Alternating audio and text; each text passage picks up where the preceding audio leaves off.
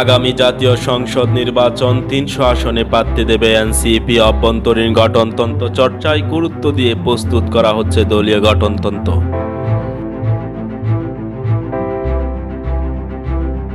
আগামী জাতীয় সংসদ নির্বাচনে ৩০০ আসনেই প্রার্থী দিতে চায় জাতীয় নাগরিক কমিটি এনসিপি। বুথের মাঠে নিজেদের অবস্থানের জানান দিতে দলের তৃণমূলকে আরও শক্তিশালী করার পরিকল্পনা আছে।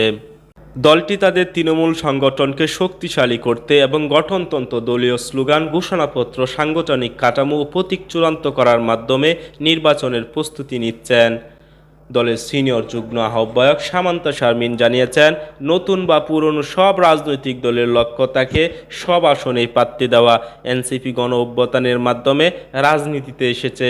তিনি আরও জানান, গঠনতন্ত্রের খসড়া প্রস্তুত করা হচ্ছে, যা অভ্যন্তরীণ আলোচনা শেষে চূড়ান্ত হবে। এনসিপি ইতিমধ্যে ২১৬ সদস্যের পূর্ণাঙ্গ আহ্বায়ক কমিটি ঘোষণা করেছে, যেখানে বিভিন্ন মতাদর্শের মানুষ অন্তর্ভুক্ত রয়েছেন। কমিটিতে বাম ও ডানপন্থী সাবেক ছাত্রনেতা, জাতীয় সংখ্যালঘু, ক্ষুদ্র জাতিগোষ্ঠীর প্রতিনিধিরাও রয়েছেন। দলটি নির্বাচন কমিশন থেকে নিবন্ধন পেতে গঠনতন্ত্র সহ প্রয়োজনীয় শর্ত পূরণের জন্য কাজ করছে। এনসিপি আপাতত কোনো সহযোগী সংগঠন গঠনের পরিকল্পনা না করলেও যুব, শ্রমিক ও নারী ছাত্র উইং গঠনের বিষয়ে বিবেচনা করছে।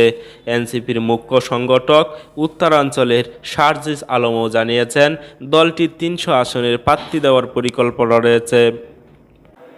এনসিপির এই উদ্যোগ দেশের রাজনৈতিক পরিমণ্ডলে নতুন মাত্রা যুক্ত করবে এবং আগামী নির্বাচনে তাদের ভূমিকা গুরুত্বপূর্ণ হতে পারে।